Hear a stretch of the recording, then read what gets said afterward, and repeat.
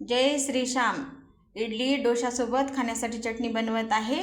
त्यासाठी लागणारं साहित्य: 1 वाटी शेंगदाणे भाजून त्याची साल काढून घेतले, 2 चमचे डाळवं, कोथिंबीर बारीक चिरलेली, हिरवी मिरची भाजून घेतली, जिरे आणि चवीपुरतं मीठ.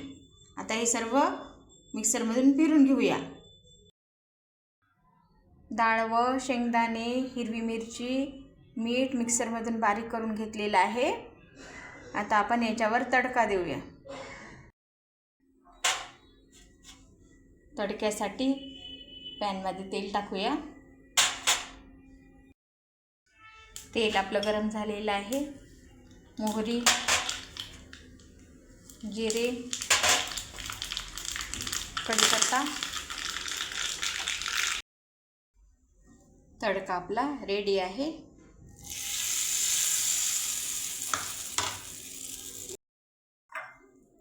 थोडी कोथिंबीर टाकूया.